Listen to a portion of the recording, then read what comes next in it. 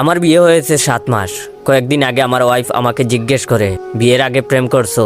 আমি না বললে ও বলে, বলো সমস্যা নাই, এক বয়সে পুলাপান প্রেম করেই, বলো সমস্যা নাই, তুমি কি কোনোদিন কারো প্রেমে পড়ো নাই? তখন আমি সরল মনে আমার স্কুল জীবনের থাকা প্রেমিকার নাম বলি। ওর নাম জান্নাত।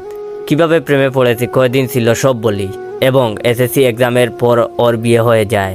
ওই দিন রাত থেকেই শুরু হয় আমার উপর কথা শোনানো। ও রাতে ঘুম ভেঙে দেখে আমি মুভি দেখতেছি। তারপর ও বলল, জান্নাতের সাথে কথা বলো। সকালে ঘুম থেকে উঠলাম। আইসা বলে, এত দেরিতে ঘুম থেকে উঠছো? সারা রাত জান্নাতকে স্বপ্নে দেখছো?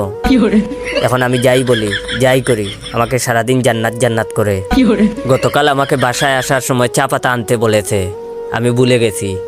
আসার পর বলে, জান্নাতের কথা ভাবতে ভাবতে ভুলে গেছো? কিছুক্ষণ আগে আমি বারান্দায় বসে আছি।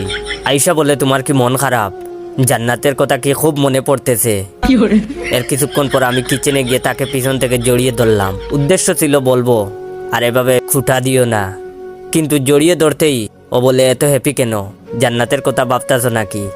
ওই দিন আমি এসব না বলার জন্য তাকে খুশি করতে তার পছন্দের একটা mobile iPhone 14 pro max gift করি। গিফট পেয়ে খুশি হয়েছে ঠিকই, কিন্তু বলেছে, কিসের খুশিতে গিফট করছো? আজকে জান্নাতের বার্থডে নাকি? ইভেন জান্নাত নাম নিয়ে একটা গানও বানিয়ে ফেলেছে। আমি বাসায় আসলেই জুড়ে জুড়ে গান গায়, ও জান্নাত একটু কাছে আসো না, তোমাকে ছাড়া আমার ভালো লাগে না। এভাবে বানিয়ে বানিয়ে গান গায়। তাই বলি কি ভাই, বিয়ের পর বউরে কোনো অতীতের কথা বলবা না, নইলে আপনার অবস্থা আমার মতো হবে।